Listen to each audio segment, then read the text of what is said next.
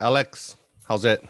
I just want to thank you right off the bat because, for coming up with this whole foiling thing. I was in stand up kind of from the beginning, and and I was excited and I was going, and then kind of got boring, and then the foiling came out, and I was like, dude, I can't do this. My friend's like, we're gonna do this. I'm like, I can't do this, dude. I'm not capable of doing this.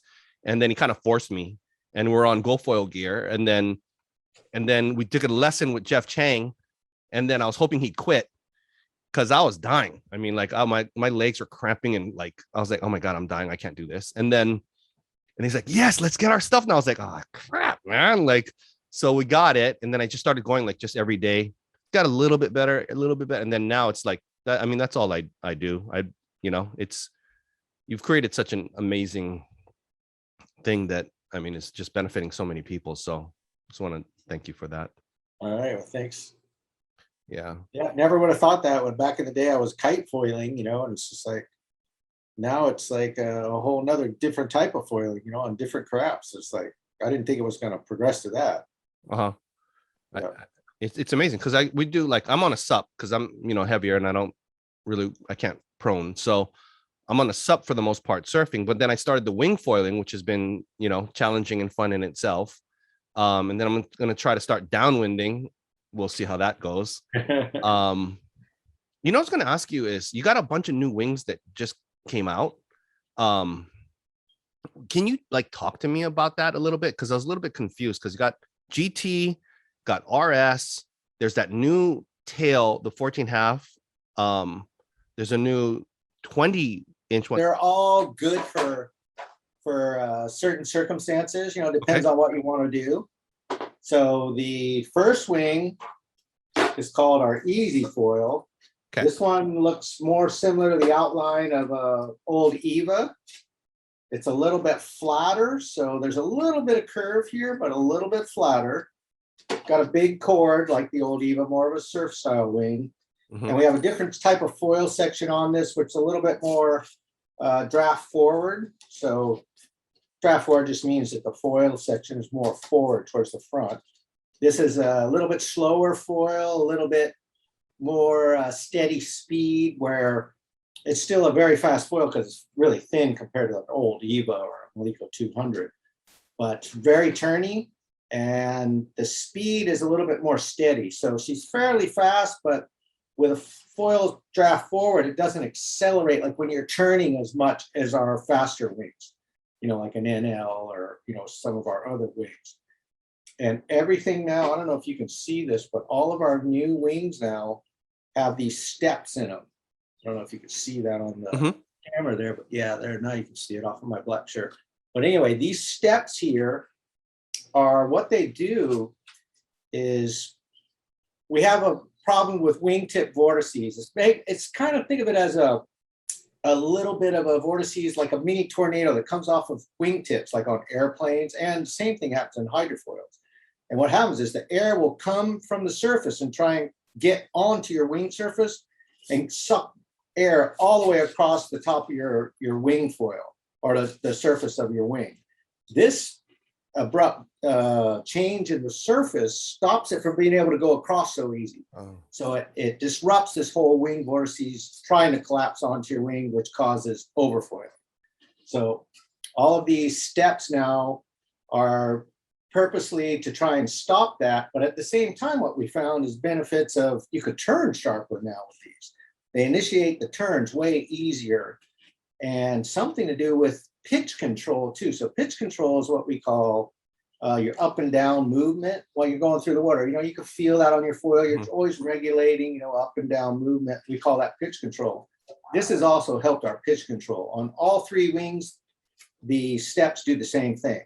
So aside from the steps, this one is more of a surf one, a little bit more easier foil section to handle. Like say if you're beginning to wing and you're having problems with your transitions, this will be more steady through the whole flow of your transition.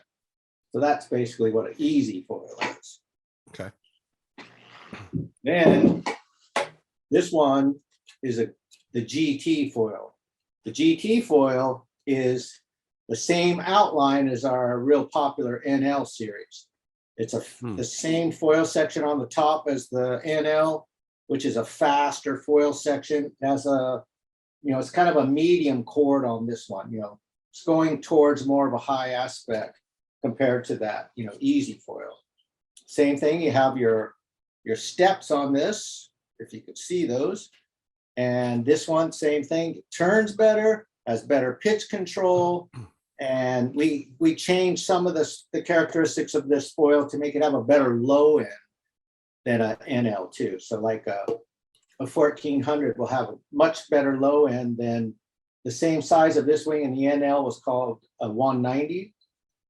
GT 1400, now we went to square centimeters on all of our wings. So 1400 means it's the rounded number closest to 1400 square centimeters. So after that one, we got the RS line. The RS line, as you can see, is a little more high aspect. You can see this is a little bit smaller chord than like your GT here. So the GT is a little bit bigger chord. This one's a little bit smaller chord. Chord means your front to back distance here between your front leading edge and what we call the trailing edge. So this one is a little bit thinner, going to making it faster. The RS means race speed. The GT means go to. And the easy, of course, just means it's easy to ride. So same thing, you've got your steps on it. So same thing, this turns better, has better pitch control, and these ones pump better too. So this is just for somebody who wants to go a little bit faster, pump a little bit more. And, there's just different styles of riding. So like different days, I feel like, I want to ride the easy or whatever. It depends on what mood I'm in and, and what I actually want to do. Okay. Are any of them better for like the lighter guys, like let's say, or gals like under, light to me is like under like 190 versus, people over like 200 plus pounds? Is there any with like you prefer one of those wings over the other, or nah? It depends. As an overall go-to wing, you want to go to the GT. This one is just, if you're not really sure what you want to ride, you want to be fast, but you're not sure, you want to go to the RS, which is a little bit, more technical, then this is the easiest one to go to. Most of us over here ride this one winging. The RS is fun for like some of the prone hot shots, pumping around and ripping around on prone. But you never can go wrong when you're on one of these GTs. Like say if you're 200 pounds, this GT 1400 is where I would go winging, like if you're over here in Maui with or Oahu with pretty good wind. And I would recommend you get the new 20 tail. Like for you, for sure, you want that new 20 tail. I ride it all the time. And especially if it's a little bit up and down wind, I get a little bit more low end out of that big tail. And me and Elliot and Scott Mackey been riding it all week on different wings. Like I rode it with 1400, I rode it with a 1250 GT, and I actually rode it with my RS 1000 on one of the bigger days at it was I was using my 14 short tail, thinking I'm gonna all hot dog and rip all around on this thing, and it was like 6 foot sets, and I was a little bit skittish, just freaking going all over the place. So I came back in and got my 20-inch tail and rode it, and then it just smoothed everything out. And then I had a little bit more low end, like when I do my transitions, I would stop immediately because I'm on a pretty small front wing. So I really like that new bigger tail. Okay. These new tails are all fixed now. We call them fixed tails. I'll put this down so we don't hear this clanging. But this one's a little beat up because I always hit the bottom. But this is the 20 fixed tail. Okay. So it's the same design as all those new fixed tails that we have. We have a 12.5 short and long. You have one screw.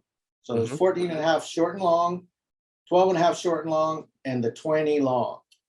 This one is just easy to ride, and I just like it under most conditions. A lot of the hot doggers want to be on the short pedestals and stuff. But for instance, for you riding with that 1400, you're going to love this 20. So use that 20 instead of the 14.5 most of the time? Yeah, Or? like if you have days where it's a little bit light and you're having to get up in light winds, definitely this is going to help. And Okay. at your size, once you get used to riding this wing, you can really turn it too. Elliot was surprised. He's like, "Oh my God, he could still turn this thing." Like I came in with the RS 1000, and the RS 1000 is only this big, and he saw my 20 tail and he goes, "What are you riding there? That just doesn't look right," And he comes up and checks it out, and he goes, "I would have never thought that you could ride such a big tail wing with such a small front wing, but it's possible." I'm always experimenting with stuff, and after riding the 20 all week, between my giant 2200 wing down to the 1250, once I got on the 1000, I felt like I was missing something. It was a little bit sketchy at 6 feet, so I went and grabbed this, and I was like, "Oh, okay, now I can get control of my stuff." So don't be afraid to ride this big 20 tail. Sweet. So why does the 20-inch tail make it more stable than the 14.5? Because in my mind, I think, okay, the 20-inch tail is going to give it more lift. And if you're on bigger waves, you're going faster than that. Like my logic side says, oh, maybe it'll make it more stable, make you want to breach. But you're saying no? It will have a tendency to cause a little bit more lift, but at the same time, with the extra width, you have a little bit of stability when you're doing your turns. It's not a little skittish stuff, especially if you go to the short pedestal, which is like this big. You have a lot of up and down movement with the short pedestals, and that's what I was noticing. I was in a lot of turbulence. There was white water bouncing off the reef, and I was like doing a lot of this on 6 foot kind of gnarly wave. And I was like, "Oh, I better get back and smooth this out and try it." And then I was just super stoked. I came in going, "Oh, wow, I just learned something new." So were you went from the short pedestal to the long pedestal, or is it 20 just one pedestal? The 20 is only one pedestal. Oh, okay. So far, we didn't make a 20 short, but I was on my 14.5 short thinking I was just going to be all that ripping around, And then I was like, going super fast. When the water's hitting the reef and it's bouncing all up, you get a lot of this turbulence going everywhere. And I was just, it was kind of light wind, and you're like, I'm not sure I want to be eating it out here, because then I want to get pounded. So I was looking for some control. And instead of going to my 14 long, I went straight to the 20 long, and I was super stoked. Okay. So for somebody like me that's like 225, and given the day, a little more maybe, so I would pretty much use the 20-inch tail always. I would, if I were you, you'd probably get on this and you'd probably use it all the time. Okay, because I've been using the 14 day where it's knee high and you want to rip around, and the wind's perfect and everything, then you go to your short tail and experiment. But under most days, you're probably going to be on this 20. Once you get on it, you're like, "Oh, I'm missing something when I get back to my small tail." What you're missing is that low end. Is what you're missing. That's so interesting, because I always thought that when the waves get bigger, I'm going to go smaller, like smaller front wing, smaller tail wing, because I need to go faster. That's interesting. Yeah, that's usually that is the case, especially when you start getting into, tow surfing situation. You get on your smaller boards and stuff, then you want smaller front wing, then you got to go to smaller tail wing to balance it out. But I was on, a fairly floaty board because it was pretty light. And what was I on? I was on the 4.5, so it wasn't super windy, and it was a premium on getting up in between sets before I get nailed. So I was like, "Oh, wait a minute, I'm going back to my, a little bit better low end tail wing," and it really worked great. Okay, when are they going to be available? These are already being made, but they come in and go out as fast as they build them. So you always got to send in an email to Carla to try and get on the list for one of these until we get tons of them in stock. I hope I'm on that list. I've been emailing her. So. Well, tell her you want this 20 tail. I've been telling her that. Love it. Yeah. Oh, that's in. So when do you switch up the GTs then? Because like for me, I'm 225, so I'm pretty much on that 1400. And then I tried the 2200 once, but it was really junky conditions, small, Which, like no power. Tail did you ride? 14.5. So I was like, I wasn't going. Can't ride the 14.5 on that 2200. What'll happen is it'll overpower the tail wing, and you get any speed at all, you'll feel it want to drop. The front will drop on you.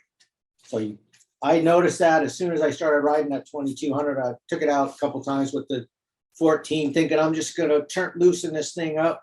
And it was no, I needed a big tail to keep that thing up. As soon as I get speed with that, even when I'm stand up, it would drop. Yeah. So I never ride the 2200 without the 20 tail. It just doesn't balance. So it just wouldn't work. What about with the 17.5? That'll be closer. You could start with that. Don't ever ride the 14 with it though. I didn't like the way it felt. I didn't even have one good day riding like that. Okay. You know, I'm kind of critical on what it feels like, but you know, it's like, no, this is not balanced right. Okay. Is there any other wings that I shouldn't ride the 14.5 with, or any conditions that it shouldn't go with, or? No, that will fit most of your wings. Once I get down to the NL 130, or what we call the GT 1050, then I have a tendency to start going towards the 12 tails. Okay. Yeah, really, but you need a lot of wind, you know. At 225, you're going to need a lot of wind to ride that you know. Okay. What about when you're doing like foil, like wave riding, you know, on a prone or on a sup? Then you still going at the 2200. You're still guaranteed using 20. Yeah, still always use the 20. I've done it stand up, and I would catch a wave. Everything's fine if it's knee high to waist high and it's slow. I could ride the 14, but as soon as I get up on the face and start flying on anything, it'll drop. So immediately back to the 20. The 20 just feels like a perfect match for that 2200. When I was in Florida, that was mostly what I rode the whole time, because it's super light wind and you're basically just trying to get foiling when you're winging. And that's what I rode all the time. And a lot of times stand up there, I rode the same wing too. There was a couple of days where it got bigger and I was a little out of control on it. But most of the time I rode that 2200 with a 20 tail in Florida. Okay. So what's your scale when you're saying super light wind, good wind, you know, heavy wind? How do you gauge it? I gauge it as super light wind, the 2200 on the 20 tail, as the maybe 8 to 12 miles an hour, you know, 8 to 15. So it's a premium on just trying to get up. Okay. You know, could I get up? And then after that, you can ride any of the wings, depends on what you want to ride. After 15 knots, I can, you know, even go down to the GT 1050 if I, you know, stay on my 5.5 wing. So I'd say anywhere between 8 to 15 is the lighter end of the spectrum. Okay, because here on Oahu, you know, 10 to 20 is kind of pretty good for us. Like, yeah. If it goes like 15 to 25, that's like, okay, maybe got to take off work and try this. You know what I mean? Like 15 to 25 today, everything, we quit work. Yeah. You guys are like, I don't know if Derek would go. Yeah. Yeah. It's funny because Derek would come over, you know, and visit, and we'd be going to Kanaha or first winging, you know, and he was come down there, and then we're like, it's kind of gusty and funky today. Derek's like, what do you mean? I can ride my 4-meter. I'm out there. So there's definitely different wind. When you compare it to Maui, you get spoiled over here. But when I get back to Florida, it's like, okay, different mindset. We're going for the big stuff. And I'll ride a shorter mast too when it's really light wind, because it's easier to get up with a shorter mast, you know, because there's less drag underwater. Like in Maui, I ride a 40-inch mast most of the time when I'm winging. You try to ride that in Florida when it's really light air, it's really hard to get that whole thing back up to the surface and get foiling. I rode a 26 mast there very often just because it was, can I get foiling was the type of wind conditions there were. Wow. Okay. So for the most part, you're riding the GTs. Yeah, most of the time I'm on the GTs. When are you ever going to go to the RS if you end up using it? I kind of go back and forth on certain days where I'm like, okay, I want to experiment today. I want to go faster. I want to, you know, go downwind or something. Then I switch to the RS. When I'm, sometimes I'll play with the EZ when I just want to just do turns and turn and turn. Don't worry about going super fast or pumping back out as much. Then I play around with the EZs. So it depends on what mood you're in that day. You know, if you only have one choice of which set you want to, obviously I get to ride everything. But if you only have one choice and you're not sure, then you get the GTs. If you're one of those guys who only wants to do prone and go fast and pump around, then you want to get a RS, one of the, a good prone guy. So RS can pump better and faster versus GT. That's when you're proning. So proning in general, you got to think of it. The prone guys have these little tiny boards. They're usually pretty light, so you can get away with this high aspect, thinner wing. When you're stand up, you could get away with it to a certain extent, but not as easy as a guy who's proning. The guy who's proning doesn't have to lift up so much mass to pump around. Where it's easier for me, like the other day, I was getting 6-for-1s with that giant 2200, just because I'm not turning much anymore. But some of the guys want to go out and do circles, and they think that's real cool. Yep. So I went out there to do the get real cool and go around in circles and not turn. Okay. So it depends on what you want to do. And then how big is the board that you're riding then when you're doing that 6-for-1?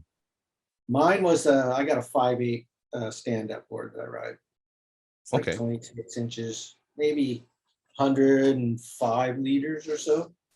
Okay. Not super small, but I'm not getting any younger.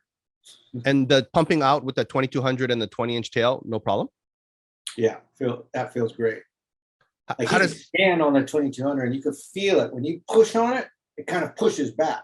It's got a really big cord on it. Mm-hmm. And it's it just feels like way faster than the old Maliko 200. So it's going to be the crossover now for people who want to learn how to wing and they're in light air conditions. You want to go to the 2200 with a 20 tail. You can stay on it much longer. Instead of, I learned how to wing, now I need something different. This one is faster. It has really good pitch control, and actually I can slide that thing on the surface because it has these steps on it and recover a lot of times before my board touches back down. It's really fun to ride like wind for me. Wow. But yeah, that's when you stomp on that wing, it kind of feels like there's something there. It pushes back against you. How would it compare to the 1400 if you're trying to pump around like that on your sup? The 1400 will feel faster. So you could pump around really good with the 1400 as long as you keep your speed up. Once you start losing your speed, the 2200 will take over. When we were doing the pumping race in Cocoa Beach, all the prone guys that, on the GoFoil team, there was, 5 or 6, we got some top pros there. We're all in the GT 2200 with the 20 tail. And then a couple of the lighter guys used the PNL 185 with I think they still had a 20-inch tail. Mm-hmm. So like Austin Kalama won with the PNL 185 just because he's so light. He can't pump the 2200 like some of us bigger guys. Mm-hmm, mm-hmm. But most of the guys were riding that way. You watch John Ackerman, he takes off around the dock at his place and just pumps around in circles with that wing. He loves it. Yeah, I saw that video. Yeah. You see him run off the beach at Pompano Beach and just jump on that thing and pumps out into the surf. I don't know how he does that. He must have, super limber to be able to just jump up onto that board. It's not easy to do beach starts, as all these guys know. You got to have the right water and you got to be able to jump up, get onto that board. It's not easy. Mm-hmm. See, I have a GL 240 also, and I have the Maliko 280 still. So how would that 2200 compare to those? And will I ever use GL 240 or Maliko 280 versus those? No, you'll probably just get rid of everything. Okay. The 280, of course, might be the easiest thing for you if there's totally no wind, especially if you have the newer glossy version, which is super light. But other than that, that 240, forget it. You're going to the GT 2200. It's faster, it's easier, it's everything. It's bigger. Okay. Because the 240, actually, I was playing with it in small waves like the other week, and I had the 17.5-inch flip tip tail, the short pedestal. I was like, this is great. This is still pretty good. But yeah, I think when I did a test run on my friend's GT 2200, and I had that 14 half tail. I was like, dang it, I don't know what I'm doing wrong, but I can't keep this thing up. Yeah. So is the tail. It's the tail. But once I change that tail, it's going to be like, whoa. And once you change that tail, you'll be like, oh, this is my light air fun machine now. You'll be surprised how much fun you can have on that thing. Like the other day, I went out, it was really, really light wind. I take the GT 2200 with the 20 tail, and I think I had like a 32 mast on because it was a pretty light wind. So instead of my 40, I took the 32. A few of my buddies had paddled out going proning, and one of the guys, Randy Royce, was stand up because it was super light. The wind came up to maybe 5 to 12, and I decided to try and get up and go out. I got out and I was playing around and just having a blast. It's all glassy, you know, and you could see the reef. You know how it is on those days where you could see everything. And I could pump that thing all the way into the beach, just throw my wing away.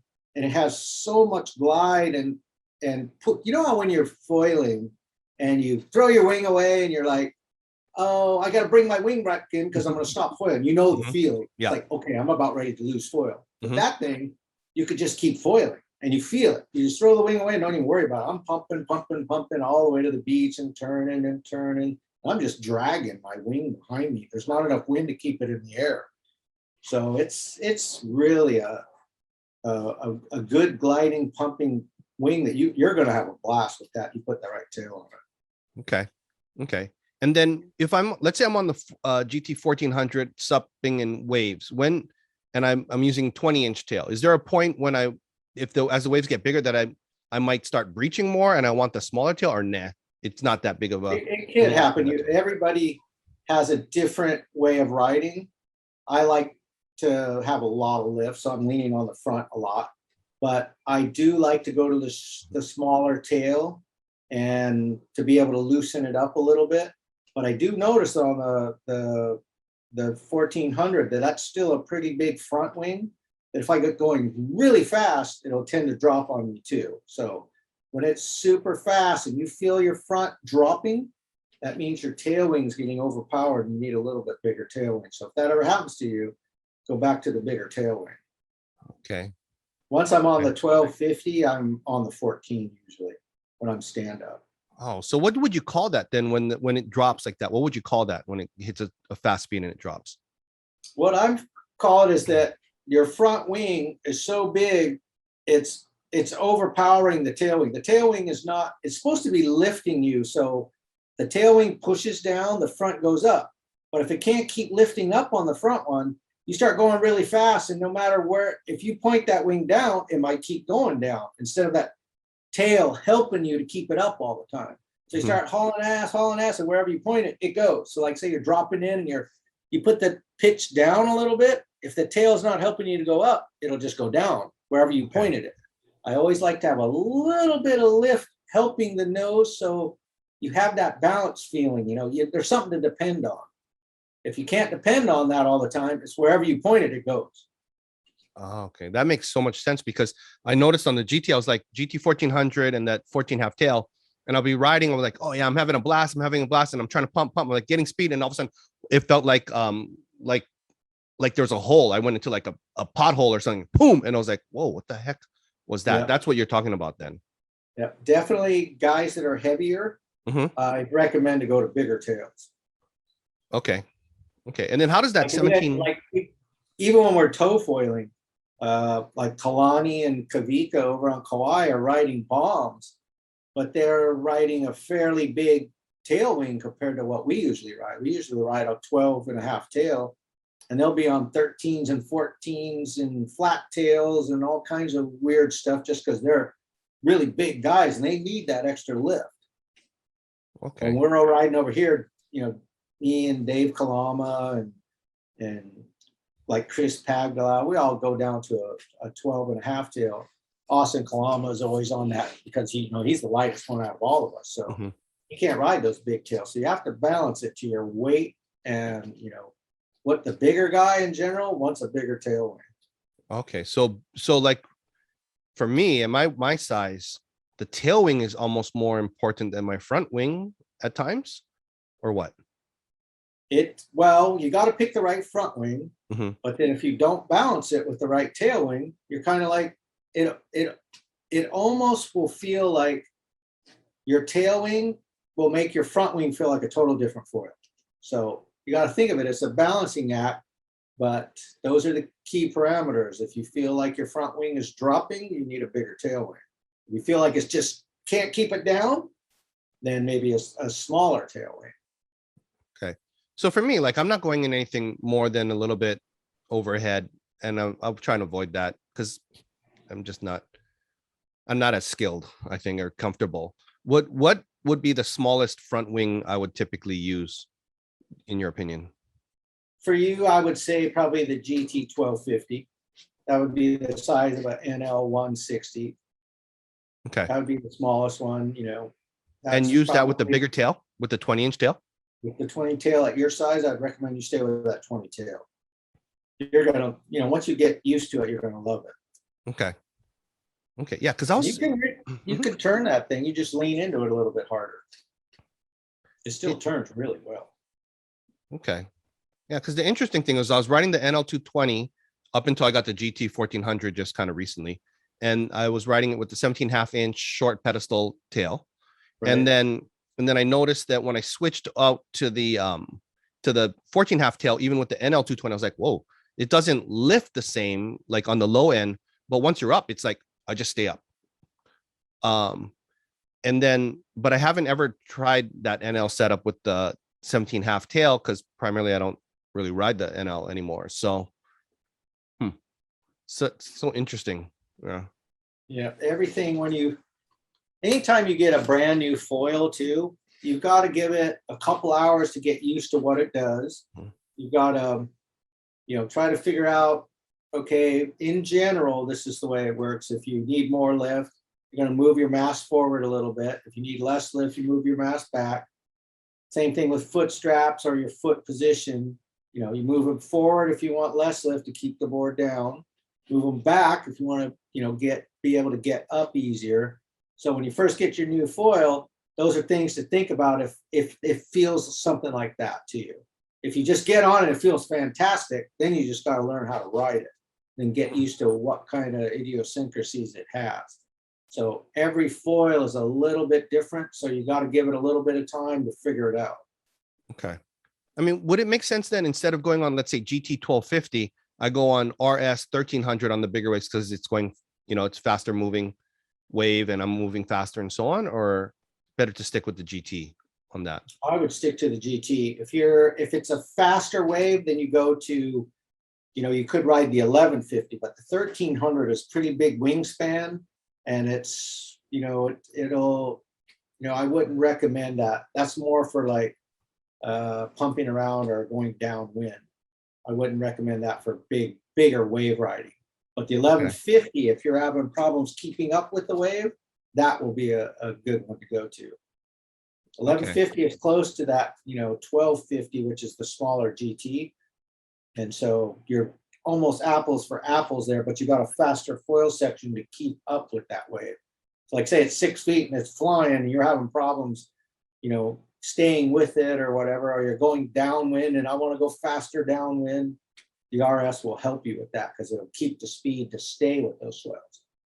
You know, when you're going downwind with the RS, like a guy my size, I'm going to need pretty heavy winds though, right? To pull that one off. Wouldn't I need at least like almost 25, 30 mile per hour winds? No, not really. The 1150, if you put the 20-inch tail on it, you'll probably be fine in like, you know, 20 knots of wind. You should be able to get it going. But the RS 1300? No, 1150. 1300 you could ride also. Okay. But the 1150 is, you know, not that much different than the 1300. And it's a little bit faster, a little bit easier to turn. Are you talking about the RS 1150? Or are you talking about the RS? That's 1150. Okay. All of our sizes are a little bit different. So we didn't have, you know, one the same exact number as the other one. We made them all different numbers. So there's a GT 1250, there's a RS 1150, but there's not both. You know, both the same size. Okay. So what you're saying is, like for me, don't even ride RS 1300, ride the 1150. Well, you know, if you could ride either or. At your size, you might have more fun on the PNL 185 for downwind. It's a little bit better at low end than the 1300, although they're the same size. Okay. PNL 185 has a little bit more thickness and it's almost the same type of wing. So if that's what you want, then at your size to make sure you're foiling all the time, the PNL 185 will have a little bit more low end than that 1300. If you were lighter, I'd say, yeah, the RS 1300 might be good.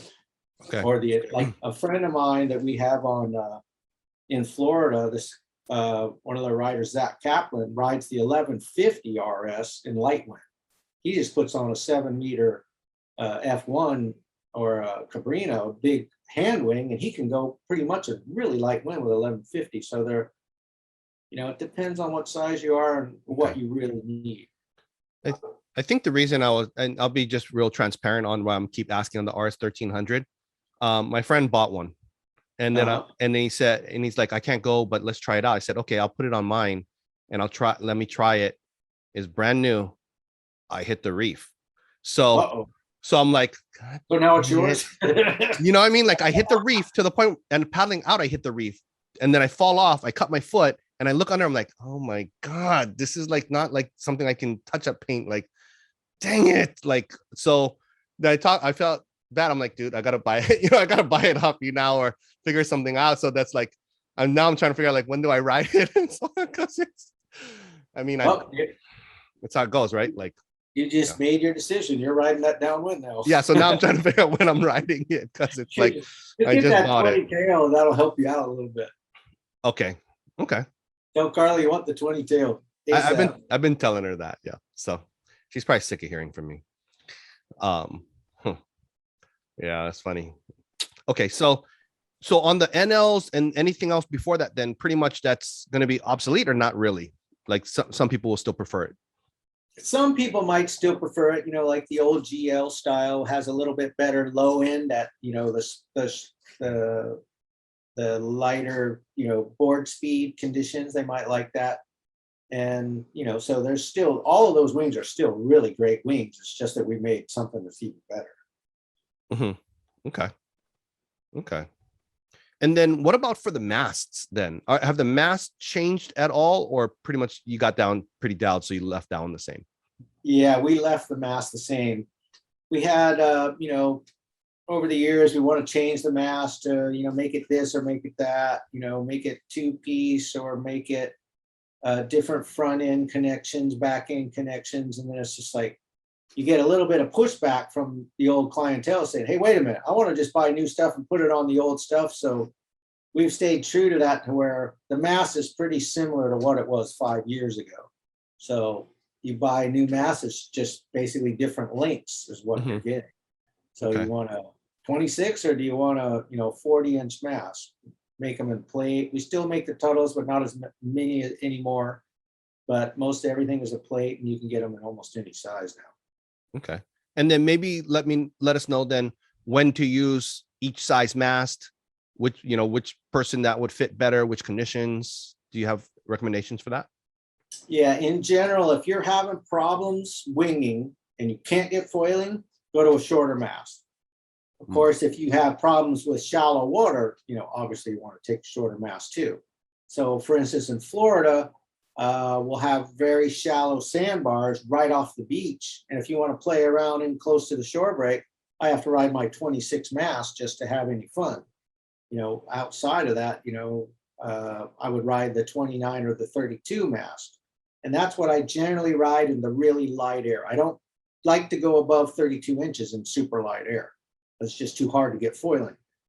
And then if you have deep water in your winging, I like to ride the 36 or the 40. Most of the time, I'm always on a 40 or even a little bit longer mast, just for ease of use. Like you're riding big waves, there's always chop in the wave, and you have less chance of overfoiling if you're got a lot of mast to use.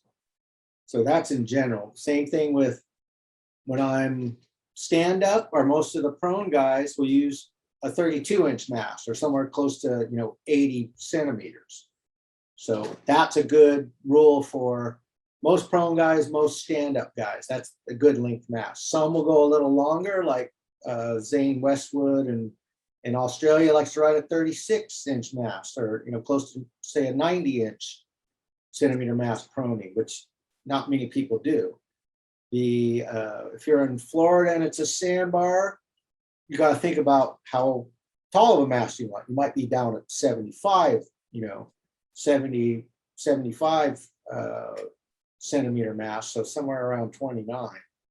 So you got to think of, okay, water depth, how big are the waves, those type of things. And then when we start towing, we do the same things we do winging. We go for longer masts.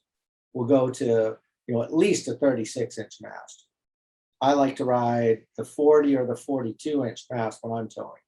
So there's so much speed going on that, it's hard to correct when you go through some of these chops on the waves, especially when it gets like, 8 foot plus. You'll be coming up on that at, 25 miles an hour and just whoop, next thing you know, you overfoil. So mast length is your friend at those speeds. Okay. And then I noticed when you're winging, sometimes you're flying. I mean, you're going fast. So when you're doing your speed ones, what length is the mast? I've got a 42 special one that I made just for the speed winging, just so that I have a little bit extra. Because when you're going that fast, you're even if it's flatter water, when I'm really trying to go fast, I'm in flatter water, and even at flatter water, you seem to run out of mast quick when you're going over 30. So like how fast are you going? Like what's the fastest you've gone? I've gone like 33.5 miles an hour on a real walk. I'm wondering, like you're going super fast, and like, I mean, you're high above the water, so you wipe out. That's a painful wipeout with stuff flying all over the place. That's what I was wondering, like how fast you're going, what length mast, what's the wings you're using. If you have any tips on that? Yeah, when I'm trying to go really fast speed winging, I'm basically using really small front wings and tail wings and a really tall mast. And usually a fairly small board to where it's, usually on my little prone boards where I'm really going fast. It's a little bit easier to control those, but you're going, over 30 all the time when I'm trying to, set records and stuff or personal bests or whatever. But you need a real good speed watch too. There's certain speed watches that are ratified that like a GoPro doesn't, is not ratified. A Garmin's not ratified. All these different watches that you think are the can identify what speed you're going at, but a lot of them are, a little bit misleading. They're not as fast as what you really think you're going. Or you would say if you get over 30, you're going really fast. That's miles an hour. 30 knots is really flying. 30 knots would be like 34.5 miles an hour. So I'm not sure how many people have been able to go that fast. It's not legal until it's on a real watch. So if you're doing that, then what watch are you using? Which wing are you using? Which foils are you using? I'm usually using our the fastest I went was on our RS 650. Then I try to go fast on the RS 500, but I haven't been able to go faster than what I did on the 650. It looks like a little, almost a kite racing wing. And I have a 12.5 long fixed tail on it. You got to have a pretty small tail wing once you get going that fast, because you'll get too much lift and you can't control it. So you got to balance it out and feel whatever you're feeling there for your tail wing. And my hand wing usually, I think the fastest I went was on my 4.5. I was on the 4.5 when I was really lit up. I've done a couple on the 3.5, but I think the fastest one was on a 4.5 in Kahului Harbor. And then how windy was it? It was gusting probably 20 to 40 that day. So it was a little gusty, but when you got the right gust in the flat water inside the harbor, then you could really go. So you needed to get everything just right. For people that are trying to do this high speed winging, right? Like, I mean, that gust range at 20 to 40, that's a big gust range. So what kind of tips you got for them? Yeah, you want to, well, first of all, you got to have the right watch. You got to get one of these GW60s. It's made by a company called Locosys. And there's a ratification website for windsurfing and kite surfing records. It's called GPS speed surfing. So they ratify only certain watches when they take the records to be official. So that is one of the watches. I'm not sure, they might have one or two other watches, but that's the easiest watch to get. And you go in, it has like 8 satellites it's tracking and a Doppler, and it has to have all this bells and whistles before they take your sailing speed records. But anyway, once you get the right watch on, you want to have a really big mast, small front wings, small tail wings, and go as overpowered as possible with your hand wing. You got to be able to handle a lot of power. And when you start going, you want to try and find fairly flat water. Flat water usually means that it's a little bit offshore someplace, or you're behind a jetty or a breakwater of some sort to be able to get that kind of flat water where you can really haul ass it with confidence. And then you catch your puff, you're like heading out of like 90 degrees, then you hit off to 110, and then when the big puffs hit you, you want to be heading off the wind, maybe 120 degrees, and that get your speed up for like at least 5 seconds at max speed. Now you're waiting for a really big puff to hit you while you're all locked in and you're going fast, and then that next big puff that hits you is when it's going to take you over the 30-mile-an-hour limit. That's the usual setup that I'm looking for.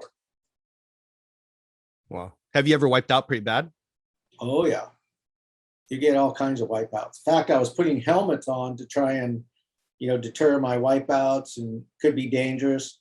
Ended up that the helmet, when I'd hit the water at that speed, the water would get shoved up in the side of the ear hole or something, and get under there and jackknife my neck even worse than when I was not wearing it. So I was like, oh, what do I do here? So I get rid of the helmet because it was hurting me more than helping me. It's almost like you want to find one of those Hans devices they wear in NASCAR.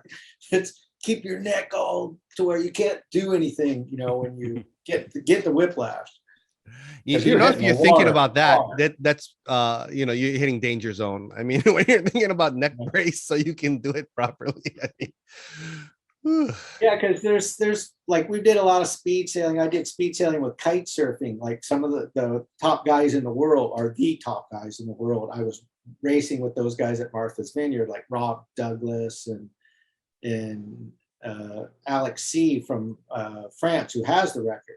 And these guys, they're all going, like 50 knots, but when you're going 50 knots and you're on the water surface, it's not as bad as when you're foiling at, say, 20 knots or 25 or 30 knots and you hit the water. From that speed, when you come down, it's worse than being 50 knots at the water surface. Those guys would hit the water and kind of slide around.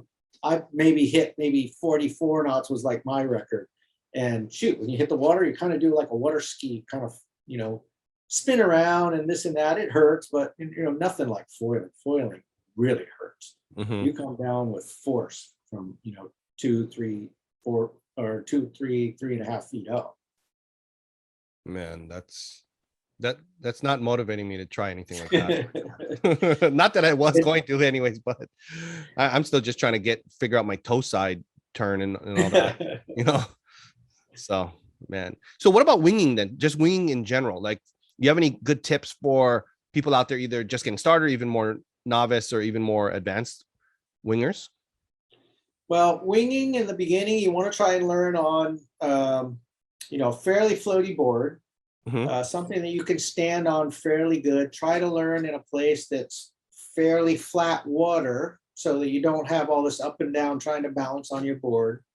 Get a pretty big foil, a fairly short mast, so you can't get really high before you wipe out. You wipe out at a much shallower or less height hitting the water, so you don't get so scared.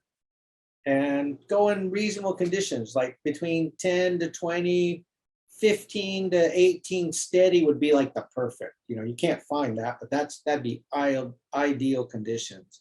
So main things: big board, something you can balance on, floaty, big foils, short mast, and maybe about a 4 or 5 wing would be about the right size.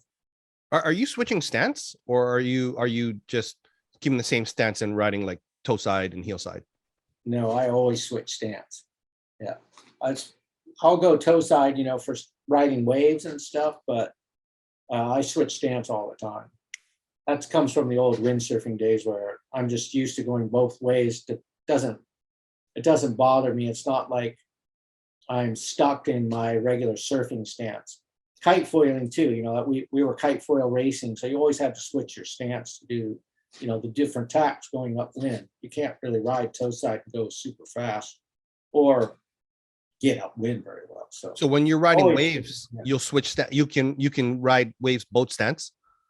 I can, but I prefer riding regular stance. So it's rare that I get a wave over here where I could, you know, go goofy foot riding the wave.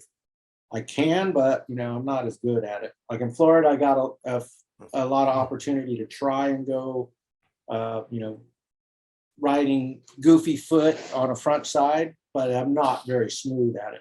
Once I get to regular foot, then I can really ride a wave. But if we're going back and forth and just sailing around, I'm always switching stance. Okay. And then what about for people just starting out? You would recommend them to learn how to switch their stance, or no, just learn how to ride it and go toe side? Yeah, it's better to learn how to switch your stance in the beginning.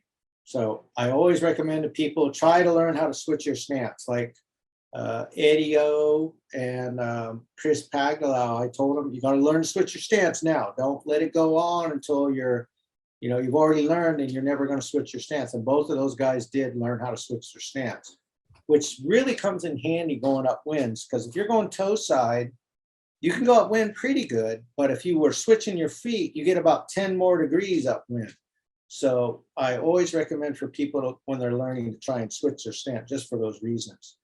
When you're leaving the beach, it's really light wind, but it's your bad tack. You got to take off and go toe side. It's like you take off the beach and you're like going down the coast, you're running into the reef. And if you could have just switched your stance, you would have been able to miss all the reef and head back upwind. So there are big opportunities for, you know, really good reasons to be able to switch your feet. So how actually are you doing it? You're switching stance in the air and switching your kite in there. I mean, like, is there steps to do that? Like a best practice, or you just got to figure it out? When you gotta, you know, work on it a lot and figure it out. I do recommend to try and learn with foot straps too. If you can, and you got good foot straps, you got two up front, like the old windsurfing style of wave riding, where you can go from one foot strap to the other foot strap, but it puts you in the right position when you're on the board. So when you're first learning, you're not, oh, I'm in the wrong spot. It would foil one time and then the next time. It could be because you were 2 inches further back or 2 inches further forward than you were the last time you tried it. You get the foot straps, you have the same feedback every time because you're in the same place on the board. But for turning, okay, here's some tips about turning in the air. Okay. Say your regular foot. Okay, you're going out, you're going to switch your feet first. If the wind's coming from the right, say you're on your regular, or you're going goofy foot coming out, but you're a regular foot person. You try to get to your regular foot position first. So going out, you switch your feet first. Now you're in your normal stance for regular foot. You got your right foot back. Then you do your turn. Okay, so you try to do that. When you're coming in towards the beach and you're on your regular tack, okay, you're on your regular stance, you do the turn first, go to your natural toe side position where you're used to riding toe side, then switch your feet. So that's how you learn in the beginning. One, you switch your feet before, the other one you switch after your turn. And then when are you switching your hands on the wing? It's all kind of a simultaneous thing. Depends on how you're gliding and stuff. You know, when I'm going out, a lot of times I'll switch my feet first. I can do it both ways, before and after, but it's way easier for me to switch my feet first going out. So another thing to learn when you're switching is do a little bit of a bounce with your board, send it up into the air right before you switch your feet, because you're in the middle of switching your feet and you have a tendency to the board, you'll drive the board back down because both your feet will be in the front. Oh, this is the key when switching your feet. Never move your front foot back before the back foot. Always back foot goes forward, Then the front foot comes back. So always remember your back foot goes forward first. And it's a 1-2 move. So back foot forward, and then the front foot back. So it's a 1-2, 1-2. But always think of your back foot. So say I'm going out like this.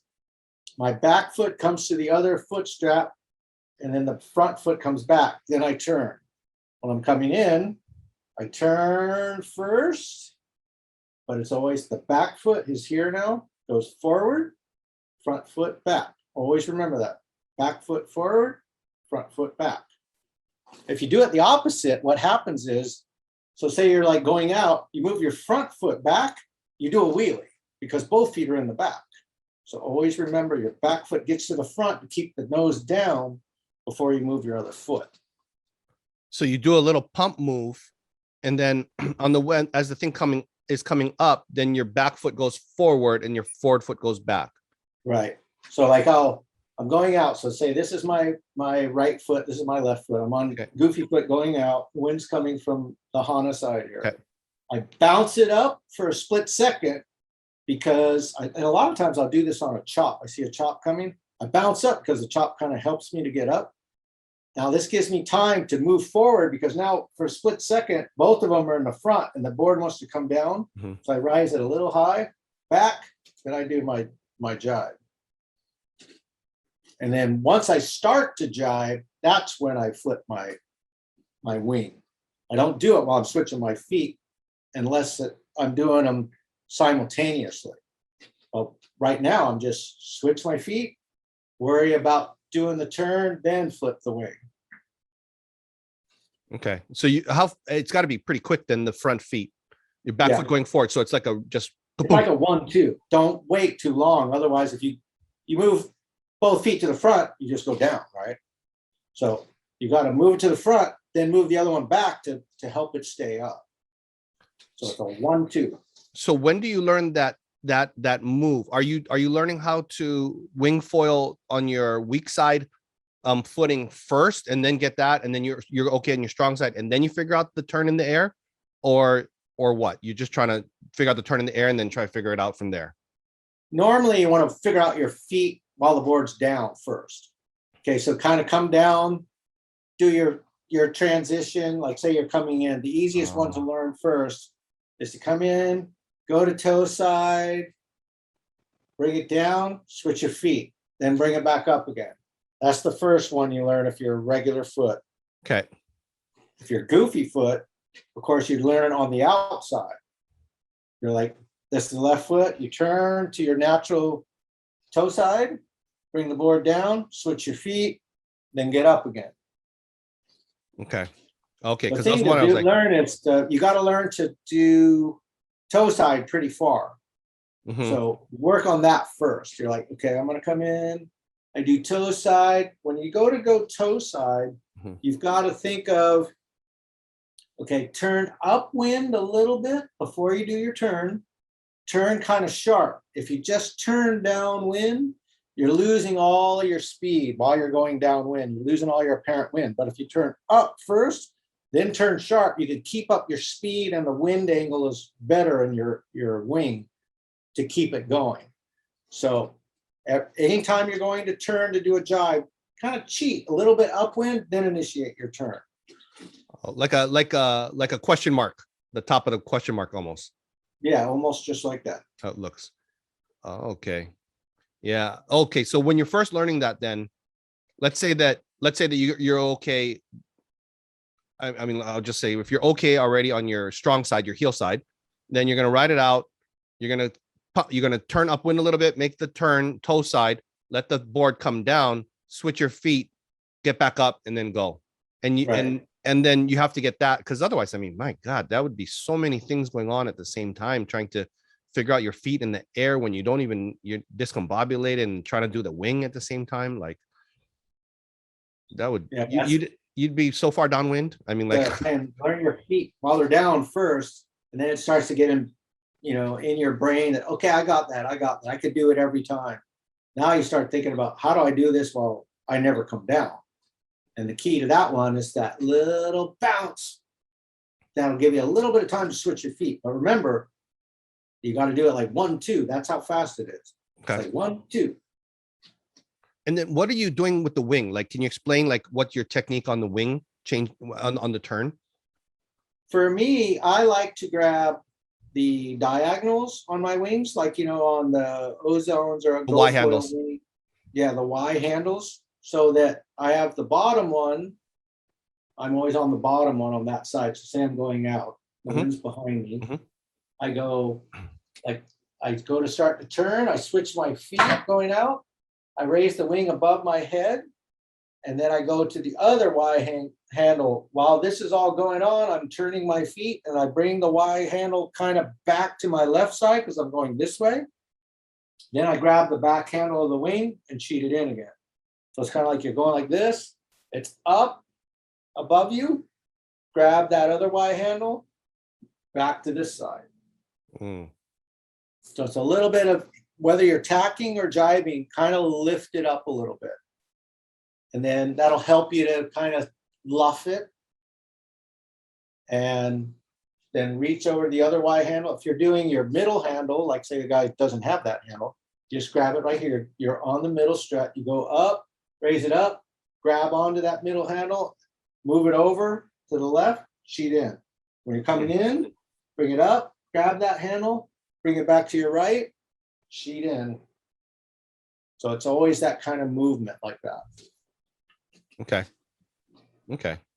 And then what other tips would you have for people like starting out on the winging? Starting out, when you're first starting, kind of you start on your knees, then on a fairly floaty board. You want one that has a nice deck pad so that it's not chewing up your knees. Okay. Kind of bring the wing in sideways to you while you're on your knees. Kind of lift it up over your head and sheet in. So you got on your 2 handles, and sheet in a little bit and use that for helping you to get up from your knees to your feet. Then you kind of stand up, then you do everything from there. You can luff it from there or whatever, but you're kind of on your knees, drag your leash to you, get to your wing, put the wing above your head, sheet in, use that natural power in that wing to help you stand up. Okay. Then get up, then you can unsheet and then, try and do whatever you're going to try and do. Okay. So if you're talking to a newbie and you told them that, so now they're up on their feet and they're pretty much probably pointing straight downwind, right? For the most part, if they're not. Well, that's the other thing. You got to make sure you don't point straight downwind. Yeah. Always have like an idea of where your board should be pointed and try and keep it in that position. For when you bring your wing to you, if you start to turn downwind, you lean your wing towards the back of the board to try and turn it back upwind. Always think of, okay, pick a reference point, and I want to be pointed towards that. If I get off of that, recorrect the board before you start getting going. Try and always know that I want to go that direction. It's about 90 degrees to the wind, and be aware of where your board is pointed. Because if you sheet in while you're just straight going downwind, you're just going to go downwind. You got to start all over again. Okay. So like if you use like, so people maybe might not be familiar with like the wind window or so on, but if you took a big clock and you kind of put it down facing up, and then 12 o'clock was where the wind was going, what hand is your wing at, and then what hand is your board pointing toward? Do you know what I'm saying? The board is pointing towards like 3 and 9 all the time. Trying to go kind of 90 degrees to wherever the wind is coming from. So you're thinking perpendicular like that. Try not to get all the way down to, 5 or 7 o'clock, because now you're starting to point downwind away from the wind, and you're just on a harder angle to get back to where you started or to even get up. It's a much harder position to do that. Your wing is kind of like a round surface. So the wing is always try to keep your middle strut kind of pointed up towards 12. When you're first pulling it to you and then you get it above your head, you sheet in, of course it's going to turn. But when you're just luffing it, try to keep your middle strut straight downwind from you. And then you use that middle strut to lean it back and forward to turn your board. So it's kind of will help you turn your board and keep it at 3 or 9 o'clock. Okay. And then would you recommend people to just kind of get used to the wing and the board, or are they trying to actually get up on foil the first few times? It depends on what their background is. if a guy is, he's a good kite foiler or, wind foiler, he's going straight. Yeah, to no foil. experience in wind No sports. experience in any kind of wind sports or whatever. It's best that they get the wing on a really big stand-up board and try to learn how to use this wing and how to sheet in, go out and try to come back, turn around, come back. Don't try to foil at all. Mm-hmm. Just try to get used to how this hand ring works. Mm-hmm. And then what are you telling people when in the beginning, because nobody can stay upwind typically in the very beginning. So what's your tips on that to get to the point where you can stay upwind at will, no problem? That's one that you have to be cognizant of where your board is pointed the whole time. Once you get fairly good at, just limping around with not even foiling, you can almost control that you can get back to where you started. But you have to be paying attention to where you're pointed all the time and correct as soon as you start doing the mistake. So the main thing is know which direction you're going. And if you get off of that, try to correct it as soon as possible before you lost all of that downwind distance and you can't get back. But even if you're just limping around, you can theoretically get close to back to where you started. But when you're first learning and you start foiling and stuff, and then you're crashing, it's just you can't get back to where you started most of the time anyway. So you just have to go through some, growing pains, learning how to, actually foil for long distances and then get back to where you started from. Okay. But that's just a big learning curve. Nice to be at a place where you can come back in, walk up the beach. We call it the walk of shame. Come back up to where you started. Do it again. Just keep doing it until you got it. So do you recommend then the biggest foil setup you have typically? Or actually, because Maui, you get blazing wind, but like for us, I mean, it's in Oahu, it's not normally blazing wind. So would you recommend starting with the biggest and the stuff foils you have, or not necessarily? Yeah, usually we do recommend you start with the biggest stuff. Even though it's blowing 30 knots over here, we still start them on the biggest stuff possible. Because usually when you're first learning, you're just trying to get foiling. So you're trying to get the guy up to foil. And then from there, you could progress to, okay, he's got it a little bit. We're going to put him on some smaller equipment. But in the beginning, we always put them on the biggest equipment. The bigger foils are more stable. When you get on your board and you stand up, it's more stable platform. Mm-hmm. So everything about it helps when you're first learning. And once you got a little bit of a taste of it, then you can start bringing them down in sizes. Each instructor will, look at the guy and try and figure out, okay, what does he need? Okay. And then what advice you have for getting onto the wave? And then once you're on the wave doing, what are you doing and thinking about? Getting onto the wave, it's basically all you got to do is, if you want to turn onto the wave, are you luffing onto the wave, or you just went outside and then coming back to get onto a wave? When you're first learning, you have to realize that it's totally different going out and learning how to foil, and you're foiling, you feel all great, basically flat water, you're thinking, because there's not something helping you. When you turn around and catch a wave, you have to be aware that anytime I catch a wave, there's a big speed increase, a lift increase of how much your foil is reacting. So as soon as you catch a wave, think of, I got to keep this thing down now, because it's going to want to rise with all that speed and all of that help you're getting from the wave. So that's one of the things you got to think of. The other thing is, if you want to luff onto a wave, for beginners, it's hard to make that turn, but you have to learn your transition first. And then when you luff onto a wave, the same thing, it's almost like you're really foiling now if you're luffing. It's more like you're stand-up foiling or prone foiling. So it's, if you've done that before, it'll really help to wing and be able to do that. Luffing, if you've never done it before and you're just learning how to wing and never did stand up or prone foiling, the main thing you're going to have to learn is, I got to keep the board down now, because I'm just going to accelerate. Okay. And then your definition of luffing is what? Luffing is when you have you're holding onto the wing and there's no wind in it. Basically, you're holding it with one hand. Mhm. You're just luffing it. Luffing it means that it's flagging out and it's just fluttering in the wind. That's just a sailboat term that we still use in winging, just luffing. Okay. Because I did notice, like, when I'm on the wing, I'm winging, I'm going out, and then okay, I'm feeling it. Once I turn onto the wave, it was like, holy crap, the energy was so different. And I was like, gotta keep the damn nose down, like gotta keep my nose down, gotta keep it, I'm gonna breach, and then I'm switch back onto wind power. It's like, okay, come on, get back up, get back up, get back up. So that's something that, I don't know, for me it was like, whoa, that's a big difference in like the way it just felt. It wasn't consistent Yeah, at all. Yeah. it's a huge difference. And so you think of it as, okay, how big is the wave? That matters how much power there's going to be there. How steep is that wave? That's even more power when it's steeper.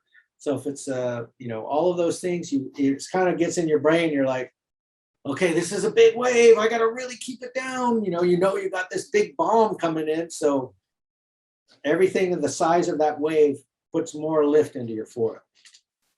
So if you're gonna go out in, let's say it's bigger waves, but it's a lighter wind day, how are you gearing up? Because you know what I mean, like a bigger size foil and tail, once you switch onto the wave, especially in Maui, let's say it's on your north side, it's gonna you're gonna be flying, you know what I mean? Versus trying to stay up, right? Like to get out. How are you gearing that up? You kind of make a decision on, okay, how light is it? How big of a foil do I need to get in and out? Can I go in and out on this smaller foil? If you can't, you've got to gear up bigger just to get in through, in and out through the lineup. So there's a little bit of a balancing act. You'd rather ride your smaller foil once you're out there, but I might not be able to get out there on my smaller foil. So it's a decision process on the beach. We always have these decisions. Like I've got all my buddies down there. We get to the beach and everyone's, well, what do you want to take? What are you going to ride? People are like, got their own decisions to make because of course everybody's a different size and has a different preference on what they like to ride, what they're comfortable riding, So there's a big decision sometimes. This past week or last week, it was really good sized surf over here and fairly light wind for Maui, so I was in general riding bigger foils than I normally do. Normally I like to ride the 1050 or even the 750 and just rip on waves, because I can turn those things. Those GTs just turn like magic. But it gets lighter and bigger, and in between the sets there's no wind, and you like to be on your prone board, but you're going to be out there suffering. So you got to make a decision. I had a couple of days where I rode the GT 1400 because it was that light. It's like, okay, I'm putting the 20-inch tail on. I'm going with my big stuff just so I can get out and catch a couple bombs. And then you luff it coming in. I like to windsurf foil a lot or windsurf turn when I'm winging. Mm-hmm. So a lot of times I'll be sheeted in the whole time instead of luffing and flagging it out. So I do a little bit of both. It could be one wave where I'm doing both. So it doesn't, I'll do all kinds. If I get really lit up coming in, it's harder to do that windsurfing turn because you got all kinds of power now. So then if I got too big of a foil, too big of a wave, in general, I'll luff a lot, until that wave calms down a little bit. Wait, so how are you doing the windsurfing? Can you explain that for people maybe who haven't windsurfed? Like, what is a windsurf turn? How are you doing it? When do you do it? The windsurf turn means that you're sheeted in with the wing. So both hands are on the wing. When you go to do a bottom turn, with windsurfing, we sheet in with our backhand. Sheeting in means pull it in, okay, and then lean into those turns. So the whole time the wind is in your wing. And you could turn a lot sharper, a lot more power and everything when you're winging, turning that way. And then luffing is what most people do. And what most people really like to do is to luff. And then you're just surfing it, and playing like you're, on your regular stand-up or prone foil and just ripping the wave that way. There's no power coming from the wing itself. You're just trying to, hold it there and not get in the way. So those are two different styles of winging. So when do you have any tips for doing the windsurf type of turn? Like when are you engaging it? How are you doing it? What are you thinking about? Your footing? Yeah, it's something you got to learn how to do. It's for windsurfers, they got a little bit of an idea of how to do that. where you sheet in before you make your bottom turn. Then you sheet out a little bit when you're doing your other cut back or off the top kind of maneuver. So there's a sheet in and then a sheet out on those 2 turns. And it's kind of, you have to learn how to do it. It's a little bit different winging, you know, because you're foiling, you're doing all kinds of stuff. But, you know, somebody else who likes to do it, like Alan Cadiz likes to do it, Elliot LeBeau. We're old windsurfers who like to sheet in and do all those faster maneuvers. So both of them are really fun to do. The sheeting in one, you can do faster, you know, more powerful maneuvers. The luffing one is what most people do, and most people have the most fun doing that because it's a little bit easier and freer. Wow. So do you find that if you have the windsurfing or kiting background, it's going to be a big help if you haven't done it in a while to do the wind wing, or it's not, it's still okay for others that don't have that background? It's still okay for others who don't have that background. It actually helps a little bit more for a windsurfer to learn how to do this than a kite surfer. A kite surfer doesn't have that same feeling of sheeting in with the backhand and pushing it out. Where kiting, we're always, both hands come in and out. We move the kite back and forth, but it's not like you're releasing pressure on the kite that way. The way we do that with a kite, it's in and out. So it's funny that we'll say to a kiter, hey, sheet out. And they look at you like, what do you mean sheet out? A windsurfer knows, okay, sheet out with the backhand. Where a kiter doesn't mean the same thing. So it's a little bit easier for a windsurfer to learn that.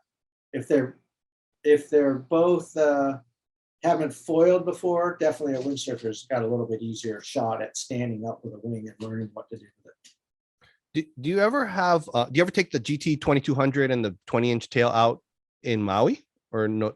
Pretty much no. Yeah, I was just riding it, like I said the other day. It was really light wind and I was dragging my wing all over the place with that. But what about in big waves? Well, you in the big waves? You go in big waves? No, the waves were only like, you know, this big. It was pretty small. Okay. Maybe but would you, shoulder high. Would you go in bigger, like bigger waves with the 2200, or? No, when it gets bigger, I go down to at least the 1400. Okay, even if the wind's light. Even if the wind's light, it's really hard when it's, you know, overhead or double overhead to ride that wing. I rode it stand up the other day, and you know, maybe head high, and that's about the limit. Okay. That thing will start to take off on me. Okay, so maybe then this leads into another question, which is, let's say something happens, right? Now you're out there on your wing and so on. The wind drops and you're stuck in waves, or you wipe out and you're in whitewash or so on. What do you do? The main thing is, anytime you break down out there or anything happens, you go for your board first. Don't worry about your wing. Always get to your board. You can always float in on your board. If you're sitting out there with your wing and now you let your board just broke your leash, for instance. It's like, I got to get to my board immediately before it gets any further away. So that's rule number one. Always try to get to your board. And after that, there's certain keys to when you're in the surf. This is a good one to know. This is one that I found out riding at Lane, some really big stuff breaking in front of me. Is okay, be careful with where your board is. A big wave is coming at you. It's all whitewater foaming and stuff. And right before it gets to you, you try to throw the wing up in the air, up over the first part of the whitewater. If it's gigantic, you're not going to get away with it. So, you know, all bets are off. But if it's, you know, head high whitewater coming at you, even if it's real serious whitewater, if you just get that wing above that whitewater, all of the pressure is off of your wing. So always think of that. Hold your board in a position to where, okay, either get it away from me downwind so I don't have to deal with it, and then throw that wing at the last second up over that whitewater. That's a trick I use a lot. So you're holding the wing right side up. I mean, so not upside down, right? And you're holding the front handle, and then you just send it. Yeah, like I kind of hold it like this so I could get a good flick on it. So I kind of turn my hand a little bit sideways. It's the front handle. And like say this is the handle. on the front, and I throw it as high as I can, and it'll go up to the end of your wrist leash. I've got mine on my waist. So that's a good 6 feet that leash can go. So it's right before it gets to you. Don't be too early on it, because it'll come back down on you before it gets to you. Throw it. And if that whitewater, it just barely clears the whitewater is all you need. And then all of a sudden you feel like, oh, nothing happened. But if you're right in front of that whitewater, all of that pressure is pulling on you and the board. So you get 2 different leashes pulling you 2 different ways. So think of get the board in a safe position or push it away from you downwind, and then whoosh, throw it. Okay. And what happens if you're out there in waves and so on? You did something, but you have equipment failure on the wing. It gets caught, it gets hit, you cut it with your foil, you know what I mean? Wing is kind of dragging and had it. What do you do? If it's dragging and had it and you can't do anything with it, won't fly anymore, it's not going to help you at all. It's in tatters. You got to let the air out of it and try and roll it up, kind of pull it into a ball, put it on top of your board and paddle in. Main thing is that you've still got your board with you. There's nothing worse than being stuck up there with a wing and no board, because you can't do anything. It's really hard to drag around with a hand wing when you're in the water. What if you're still getting worked? What if you're still in the impact zone? You're still getting worked. Then you're still getting worked. Yeah. You're basically trying to, keep an eye on your board, and then once the wing gets destroyed and you're still in the lineup, don't even worry about your wing anymore. Okay. It's more like, okay, what's my board? How am I gonna be able? I need something to paddle out of here in case it's life threatening. I want to have my board with me. Okay. And then you just paddle back in. Sometimes gotta be you prepared. can't do all that. Sometimes you've lost everything if you got in a real bad situation. Then you got to just do the old surfer thing. Make sure you don't panic. Swim into the biggest waves that are right next to you immediately before you lose all your gas. Make sure you still got some energy. Just get pounded in a little bit farther and be aware of where the channels and the rip currents are. If you're right in the middle of a channel and you're going out, like say at Hokipa, it'll just suck you right back out. You got to swim into one of those 2 waves, either into lanes or the right, and take your lumps while you still got some energy. Yeah. Hopefully we don't end up in that, but man. Don't wait. You're a half a mile outside and you're like, oh shit, now what? You should have just gone straight to the lineup right in the beginning and got pounded while you still have some energy. So on your leashes, then they're attached to a belt. You have a belt on? Is that what you're doing? Yeah, I have a belt with all the GoFoil wings. We have a belt that comes with it, so you can put your wrist leash. So normally most people have it on here. I just put it straight onto this belt that I have. Okay. I don't like the wrist leash in my face while I'm doing transitions and stuff. I'd rather it be right here. Okay. And then I wear a calf leash. I like that Kaohe calf leash. I really like to have a calf leash to where it's a little bit off of my board and I get less chance of getting tangle ups. And I use the 6-foot coil leash so that it's not dragging in the water. If you're dragging your leash in the water, it's a little bit harder to get up and stuff. So I really like that leash. So you don't attach the board leash to your waist belt then? No, I don't. Some people do, but I don't. I put it right on my calf. Okay. Can you? A lot of times I'll have a harness on, so the one that I attach to my belt, I have to make sure it's tight on my belt to where it doesn't get back to where my harness hook is. So that's another thing when you're wearing a harness hook, you want to keep your leash from getting in the middle of that, because you're trying to hook in, your leash is in the way, and it's just a big problem. So make sure your leash attached to your belt is not able to move towards your harness hook. Are you always using harness or no? No, not all the time. If I'm racing or going upwind, I usually have the harness on. Okay. But if I'm not, certain days where I'm just wave riding or playing around, I won't wear it. It all depends on what you're doing. If it's super windy and you're planning on being out there for hours, it's nice to have the harness on. Wait, so how are you harnessing then? So is the leash, is the harness attachment to the kite already, and then you hold with one hand and you put on your leash? How do you attach, detach, and so on? It's I use a regular harness lines that look like windsurfing harness lines, and they go between my 2 handles. I have a bunch of handles on the GoFoil wing. I generally use the front regular handle on the middle bladder, and the second back all the way to the back handle. Usually on all my wings, those two handles will get me in a good position. I put the harness line on there, and then we have this little hook that just looks like a plastic Delron hook that I use the one that's made at NSI over in the gorge, and it slides on my belt or whatever belt I'm using. They even have their own harness at NSI. So you've got both hands on your wing. There's a harness loop right here, and you bring this motion. It's like a windsurfing motion. You go whoop, and then you hook in, and that's how we hook in windsurfing. Same thing winging. We do the same motion. It's just a boom. Then you're in. Then to get out, you pull it down and away. So it's in, down, and in, or down and away. Oh, interesting. Okay. Oh, so you're not having to fumble with something and hook it in, kind of like like on a kite. You know, you have the loop, and you got to loop it in. You know what I mean? Yeah. With the kite, you do that right from the beginning, and if that comes out, then you got to mess with it. That's a little bit of a problem. Usually the kite one, you never take it off. Yeah. So it's a little bit different. This one can come in and out. You want it to be able to fall out because you want to be able to get out of it. Okay. Generally, we use the harness maybe half wind, so 90 degrees to the wind, or upwind angles. Downwind's a little bit trickier because it's easy to get over the handlebars in your harness going downwind. So we don't use it as much downwind. Okay. So can I ask you on the wings then? Because you guys launched a line of wings. Maybe you can kind of talk us through that. Thoughts and, you know, who would use what and so on.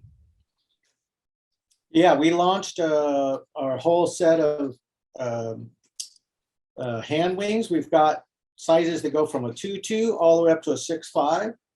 And between the 2.2, there's 2.2, 2.7, 3.5, 4.5. Those are all in the traditional elliptical, you know, rounded type of wing. And then for sizes 4.5, 5.5, and 6.5, we have what's called a square model, which is a little bit more square at the bottom of the wingtip, so that when you're pumping it, it's easier to get up so you don't touch your wingtip in the water. So the bigger sizes are square, the bottom sizes are regular elliptical or rounded style of wings. Okay. And then was there anything in particular that you thought about as you saw other stuff up, then this is why we did this, and this is what makes ours different, and so on? Yeah, ours are built a little bit bigger bladders, so they're way more stiff and stable. So when you sheet in with it, there's a more of a rock solid type of feel, to where I've had, you know, a bunch of, with R&D, checking out other people's wings and stuff, they feel a little bit flimsy, and, you know, the wingtips are moving together on the outside because they're, especially here in Maui, we get a lot of wind, and you notice that on those, you know, wings with the smaller bladders and stuff, and they would wear out easier. So we made bigger bladders that actually helps the longevity of the wing because it's not stretching and moving all over the place. The other thing that I like about our wings is we put handles on it. So you got your Y handles, then we got a bunch of handles down the main middle strut. And there's another handle that's perpendicular, which is all the way forward on the middle strut, which helps you to flag out and, you know, hold it where, just imagine there's I wish I had a picture of it. Anyway, the middle wing has all these handles down it, or the middle strut, but one is turned sideways, and you can kind of rest the wing on your forearm and kind of flag it and luff it real easy. I really like that handle. The slingshot guys had a handle like that, and I really liked the way it looked. So I tried it on one of our wings, and I really liked it. Especially the lighter people tend to gravitate towards that handle up in the front. They really like it. So we've got a bunch of different handles. They're fairly stiff handles, so they're, you know, not moving all over the place, and it just has a real good solid feel. The where we get them manufactured too, they've been doing a really good job at it, so we don't have all these warranties and stuff. I really like how they're lasting. So so far everything's really working good for us. So they're pretty durable. Yeah, they're very durable. Is it one pump system? No, it's not a one pump system. The two bladders are separated. I didn't like the one pump system. It was kind of hard to fold them up and get everything out of the middle tube. So we separated it. There's two valves on the bladders. Okay. And then how do you compare on the sizing. So like, you know how everybody, it's like clothes, right? It's everything's a little bit different size. So like for me, if I'm riding, let's say I had ridden slingshot like version 2, 5.4, and then I got the V3 one that's 6.5, but I haven't really had a chance to ride it. Then what of your line would I typically be riding? It's typically over here, I don't know, 10 to 20 miles per hour. Give, you know what I mean? Uh-huh. You would probably be riding the 5.5 or even the 6.5. I really like the 5.5 and light wind because at my height, it's a little bit harder for me to pump the 6.5 because I'll still touch the wingtips in the water. The 5.5 is like the perfect size for me to pump it and get up. And those days when it's only 8 to 10 miles an hour and I need to get up, and you're pumping, and your wingtip touches the water and it stops you from getting going. You're almost up and then it stops you. Okay. I just love the way the 5.5 pumps up. Okay. Because my normal setup is going to be 36-inch plate mounted mast, a 5.8 board, and then I'm riding GL 240 and then the 17.5 short pedestal tail.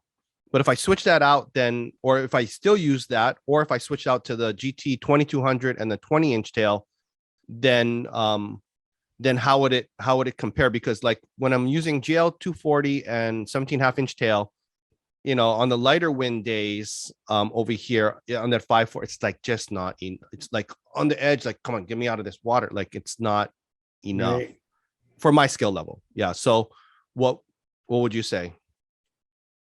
I'm not super familiar with how that 5.4 feels when you pump up on the slingshot. So I don't know if our 5.5 has more power than that one or not. The 6.5, you might have to go to the 6.5 for those Oahu conditions. I'm not really sure, but it's one of those two. It'd be the 5.5 or the 6.5. But to get out of the water with the GT 2200 and the 20-inch tail versus, let's even say GL 2240 and the 20-inch tail, then what's the difference in getting out of the water? Big or small? Or it's a little bit better in being able to get out of the water with the GT 2200. And then once you're up, you can glide longer because it's got a longer glide. It's easier to stay up. So once you're up, you're like, oh, wait a minute, I could stay up easier too. So there's definitely a better feel for the 2200. You got a little more speed too. So it's a little more forgiving. And if you get it to the surface and you overfoil, with the 240, you're going to come down pretty abruptly. With the 2200, it kind of, with those steps, it kind of comes down slowly and you can kind of correct it way easier. Okay. Maybe did I forget to ask anything in regards to the wings? Like frequently asked questions that other people are kind of asking? Not really. We have windows in our wings. There are, I kept experimenting with the window position. It originally started out in a certain spot and it got closer and closer to the middle strut. And that seems to be the easiest place to put the windows and see what's going on. The window material too is a really nice window material. It's made out of the same stuff we used to make the windsurfing windows out of. Some of the people that have started making windows had some issues with windows, and I think they went to a cheaper, lighter window material, where this stuff is the old stuff that never used to fail. So we haven't had any problems with it. You didn't have to worry about rolling it up, and then you had to roll it in a certain way or the ring window would crinkle or whatever. I just roll my thing up, just throw it in the car. I don't care. So the windows have come in really nice. I really like the windows too. You got to clean the windows much, or? I don't really clean the windows. If it really starts to get bad, and especially if it's going to be in a race or something, it's like, I might get the paper towels out and clean my windows. Okay. But usually I don't have to worry about it. And then after you're done with your session, are you rinsing off your wing with like fresh water, or no? You just leaving it? Okay. I just leave it, put it in the bag. It's one thing if you rinse off with fresh water, you have to be aware that salt water won't create mold. Fresh water will create mold. So if you put it away wet with fresh water, there's a chance that it'll get moldy and do something weird if you leave it there for a month or so. So fresh water, you don't have to worry about, or salt water, you don't have to worry about that. So just think of it. You ever really want to wash it down with fresh water and get all of the salt off or whatever. Try to dry it. Salt water, you don't have to worry about that. Okay. Okay. And then how about you guys boards? I see the board behind you, right? I mean, can you tell me about kind of the board line? Maybe what makes it different, what you like, you know, things like that. Well, with our boards, this is the, let me get this easy foil out of the way. This is the 4.6 prone board. This is our smaller 44 liter wing board. You can see I've got it set up with the windsurfing style of straps in the front. This is for switching your feet. And this is the way I ride this board, like that. My back foot straps back here. This The thing looks light. Yeah, it's pretty light. It's a small board. This is, you got a really good handle on here. So when you're walking in and out of the water, it's really easy to use when you're winging. I don't like it on the deck because I end up breaking my toes off when I have it on the deck. And the first boards are coming with the tuttle and the plate all in one. I think I'm going to separate it for the next boards to where I have one or the other just to get it a little lighter. And the plate system sells a lot more than our tuttles. Tuttles used to always sell, and now I think I'm just going to put maybe 80% will be plates and the other 20% will be tuttles. The good thing about these, I like the ruler. I like the ruler on the bottom. That's helpful. Yeah, this is for, okay, you put your plate, you look, get a little reference and go, oh, wait a minute, I'm at, 7 inches from the tail or 16 centimeters, and you know exactly where it was. It's like, okay, I liked my whatever foil at that certain distance. Remember what your numbers are, and you can always get back to it. Plus, it looks cool. Are you adjusting the positioning as you of your foil on that board much, or now once you kind of find the ideal position, you leave it? We have a lot of times, like say I'm traveling in Florida. Okay, I'm with Carla, and we put the plate and the foot straps. The foot straps are in the same place. I don't have to move them all the time. And then when Carla's riding the board, I move the plate back. And when I ride the board, I move the plate forward. Then I don't have to move the foot straps, but we get total different feelings from that. I like the plate forward because I like a lot of lift. Carla doesn't like the same amount of lift as me. And in general, she moves the foot straps forward on her board. So that we don't have to move stuff all over the place, I just move her mast back, and that gets her foot strap forward. So just think of it. Mast forward, your foot strap's back. Mast back, this foot strap in essence goes forward in relation to where your mast is. So it's kind of convenient. So I do, when we're together, move it around. When it's just me, I usually have it all the way forward. So if she wants to ride it, I don't have to move the straps and come back and I put the mast back again. The other thing about our boards, we have fairly round rails. And in general, the front of the boards are fairly fixed and floaty. On this board, it's not because it's a little, prone board. But this is all even foam flow so that when you're sinking, everything stays the same on this prone board. You don't want to be, okay, the nose is real sinky. All of a sudden it went down on my knees sinking it, or it goes up in the air because it's too thick. So I experimented a little bit with that over the boards I made before we went into production. You can see how this is kind of round. So when these boards come down, it goes right back up, touches up real easy. It doesn't, auger in. Like you come down off a foil and you're like, boom, I'm underwater. This one is really easy to rebound. The other good thing about our boards, these are all full sandwich, so they're pretty durable. It's hard to break these boards where, they're not super fragile. So then you're doing a prone line and a sup line and a wing line, or? No, these are all wing lines. We're basically doing it all for wing lines. I can sup it myself also, but I can ride this one towing. I do ride this one towing too, because there's different foot strap arrangements where I'll put just one strap in the front, get rid of these, and then put the other strap in the back. So I do ride it towing, kiting, and winging. Okay. Some people ride this one prone surfing also, but in general, they were made to be winging boards. Okay. I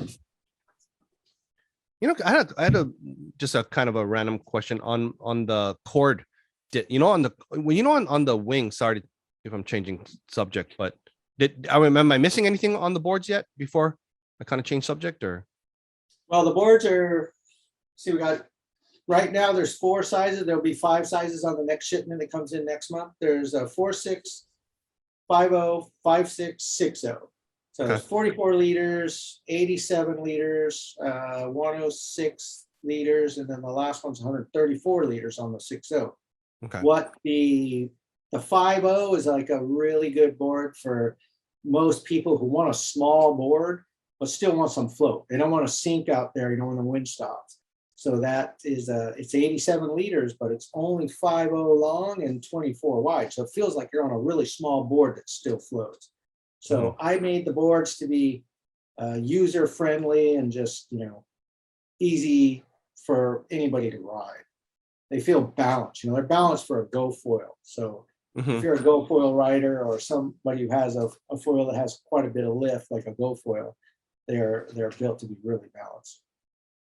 Okay. Okay.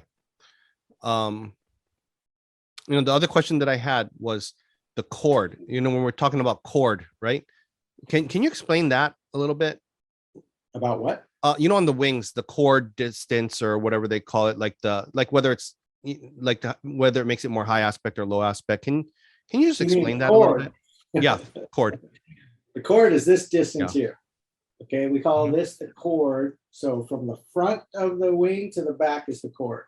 Okay. So this one we would call with a bigger cord. This one in general is a bigger cord than this one, right? So we got our 2 wings here. This one is a high aspect wing. This one is a low aspect wing.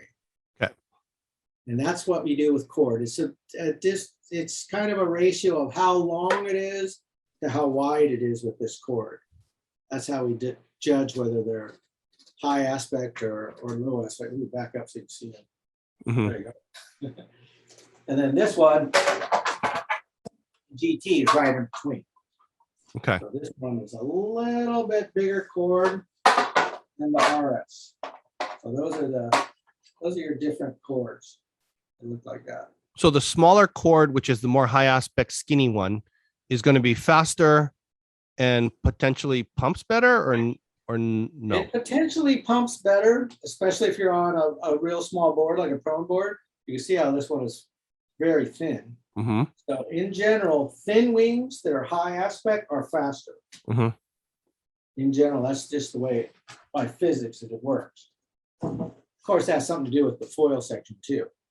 But this one being a little bit bigger cord, it's going to be a little bit slower, a little bit maybe turnier because of the style of this wing, but definitely a little bit slower and easier to control when you're doing the turns. Like for instance, this one, if you're surfing and you want to stay in the pocket and not, you know, speed away, something like this will stay in the pocket easier. Okay.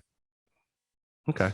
I mean, we went through a lot. You shared a lot of knowledge, man, today. Did I miss anything that you think would be helpful? Maybe about the well, I think we talked about it too with the tail wings, where, you know. Yeah, let's talk about tail wings. Okay, good. Okay. Okay. Okay. There's a couple of the tails. Okay, cool. This is the one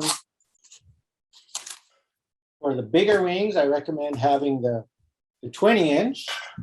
20-inch comes in what we call the long. Long means this distance on your pedestal, basically. So this makes your mast a little bit longer fuselage. This is what you mean by short. Short looks like this. So say the wing is in the same position. This is a 14, by the way, this is a 20. But you can see the distance in the pedestal is a lot shorter here. So this makes your fuselage way shorter. This will be way up here on your mast. So with this wing being closer to the front wing, it'll make it turn way more and it'll go up and down a lot easier. So just not you're stomping on it. When you got more leverage out the back, let's use apples for apples. Here's a 14 long and a 14 short. So these are both the same size, but since this one is more forward, it'll go up and down and turn way easier because that distance is reduced to the front wing. So that's what we mean by a short pedestal or a short fixed wing or a long fixed wing. It's just the distance from the front wing to the tail wing. So easier to pump the shorter one?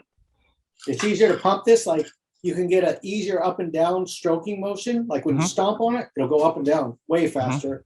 Left, right's way faster. But in certain circumstances, you might like the feel of this where it's, when you stomp on it, there's more there because you got more leverage. It's further away from you. Push on it, feels like there's more there. It doesn't go up and down as fast. And when you go to turn, you can handle more speed because you're not doing this wobble thing up and down while you're doing your turns. So there's different styles. Some people only like the short pedestal. I tend to ride the long pedestal a lot just because I can overpower the turn just by turning hard. And then this one, there's a 12-inch tail too. So you can see this one's a little bit smaller. This is the long version. This is what I use towing. It's a little bit faster. This is what I use when I'm going high speed winging also. A smaller but longer one so that it doesn't go up and down as much when I'm at high speed. So those are the reasons to use it. All of these are about the same length. Long is about the same length on all of these. So you got long and short. And the good thing about these is that, you know, it's like the old school way of you just put one screw in, boom, it's done. You know, instead of we're worrying about pitch of the wing and whether it's, you know, jackknife left or right or up or down, just put one screw in and call it good. Just say, we call it, you know, plug and play. Just put it on, forget it. Now what you do is you move your mast forward or backwards to where you want more lift or less lift. Just use your mast or your foot placement. Then you don't have to worry about what you did with your tail wing. And you can see with that, I hit the reef a lot. That's one thing about GoFoil. Did you drag that behind your car? What's going on? You can beat the heck out of it and still ride it. What the? Wow. It's like everybody wants to, you know, redo their wings and this and that. It's like, hey, wait a minute, I'm gonna do it. I'm gonna do it straight away again tomorrow, so I don't want to repaint it. Plus, I give all my new ones away. When I was in Florida, it's like, oh, where did all my stuff go? This one, I'm kind of bummed. This was brand new. I just did that 2 days ago. It's like, oh man. That's the 20-inch one, no? That's the 20-inch one. So the one you're riding the most now is 20. Yeah, this past week, there hasn't been that much wind, so I'm on the 20. Whenever it gets lighter and I'm looking for low wind, I go to the 20. I just go to the old standby. What if there's like the waves are kind of small and the wind is decent? You still stay on the 20? No, I go to the smaller ones. If it gets really windy, not really windy, but you know, like I don't know, 15 to 25 or something like that. Yeah, 15 to 25. I'll either be on the 14 short or this 14 long. Usually I'll ride one of these two. These and then be what I usually ride. When are you going to decide between long and short? How do you decide? It depends on, you know, what do I want to do today? Do I want to really rip on turns and it's small enough to where I don't have to worry about the, you know, big power of the wave? I'll ride the short one. Then I can play around and just rip turns, especially if I get down to a, you know, a 1050 front wing or smaller in size. If I'm on a bigger wing, like a 1250 GT, I'd rather be on this one usually. But they're all different days. It's like, you know, what do you want to ride today? It's like you're riding your twin fin or you're riding your thruster. It's like, you know, you got bored with your thruster. You wanted to pull out this skatey twin fin, you know. So it depends, you know. That's what's good about it. You can just change the tail wing and your whole foil changes. So if you like one of those tails, it's good to get the other one too, just so that, hey, my 1250 is a total different wing when I put the short one on. It's like all of a sudden I'm on this little loose goose thing. So they're really fun to experiment and play with stuff like that. Yeah, the tails are kind of like fins. You know what I mean? Just changes the whole dynamic of the board. Exactly. Okay. Well, did I forget anything else? Got anything else you wanted to mention or talk about? Let's see about our. Let's see everybody asks about our wings and stuff. Everything is solid carbon fiber in the mass and the tail wings. These are all solid. There's nothing else in there. The front wings have foam in them. So that's why they're so light. Our front wings are known to be super, super light compared to other people's stuff. So there's a CNC core that goes in there, and everything is built in an autoclave, whether it's the tail wings, mast, or the front wings are built in an autoclave. Autoclave is like generally the best way that most of the high-end carbon parts are built nowadays for, car parts or whatever, fishing rods, lots of different things are built in the autoclave. The reason you use an autoclave is because you can put lots of pressure in the molds with the autoclave. So we do that a lot. Some of them are heat press molds too, where you put a lot of pressure. So we use really advanced ways of building our carbon products. It's all pre-preg, high modulus carbons. We actually own our own factory in China. So it's an American-owned Chinese factory, which is very convenient because in China, you have a little bit of a problem with controlling quality control and knowing that your product is not going out the back door with somebody else's logo on it. So it's a really good tight ship we run. It's all family-owned operations. Like me and my two brother-in-laws basically are the shareholders of GoFoil. And we have, my wife working, my sister working, and everybody. It's like a family business. Wait, so is that Carla's brother, or is that like your sister's husband? That's my two sisters' husbands. Oh, okay. Because that had been mentioned before. I was like, what is the brother-in-law? Like, could be both ways. Yeah. So that's kind of nice how that way, because you can keep the design and R&D and all the testing with you. You trust them. You know what I mean? Yeah, you keep it all in-house. Exactly. You keep it all tight and trustworthy. Trustworthy is a big thing, when you're doing all that stuff. There's the way we got into this is my brother-in-law and my other brother-in-law, one runs the factory and the other one owns the factory. And what he really is into is making those canoes. You'll see 1 man, 2 man, and it's Mike. Mike, the unlimited 6-man. So that's his real business. Where those are beautiful. Those boats coming out of there are light and strong and stiff. It's amazing. No seam. Yeah, no seam. It's a 22-foot boat that weighs 18 pounds. Like, oh my God. They're beautiful. It's amazing. But yeah, it's good to have, this everything built there, because he's kind of a mad scientist. He comes up with all these crazy ways of building stuff. And then my other brother-in-law, Brian, controls everybody over there and it's got good relationship with all the workers and, orchestrates how things are built and, keeps an eye on everything. That's cool. Yeah, that's super cool. Yeah. I noticed every time you guys got stuff out, it gets a little bit lighter, looks a little bit sleeker, you know what I mean? So it's nice. Yeah. You're doing a good job. Well, thanks. Yeah. Am I missing anything else or? No, I think we're good. Okay. Well, I just want to thank you again, Alex. I mean, you've created, you guys, your crew and so on. This has been awesome. I mean, a whole new genre to be excited about again. It keeps getting better. You keep adding new things. And I mean, you spent this amount of time with me to, kind of share the info out there. It's, I can't thank you enough. You've been great. Your products have been great. All right. Changed my life. I mean, it's been awesome. Yeah. I mean, I'm not joking about that. That's what I do for exercise, period. You know what I mean? It's funny. I get a lot of people who say that to me, and then Dave Kalama, for instance, goes, Alex, how come you didn't invent this 20 years ago? Because we're not getting any younger. So it's, I get that a lot. It's really gratifying too, that you invented something that a lot of people and actually, the whole family that we're doing it. So it's just exciting for all of us. Yeah. I mean, I just hope that GoFoil and you guys have like a household name, because I mean, what you've done and the amount of, aloha and everything you sent out, it's enormous, and you deserve nothing but the best, in my opinion. So thank you for that. All right. Thanks, Evan. Yeah. Thanks for watching. Please subscribe. Please comment, give us a thumbs up, and see you next time.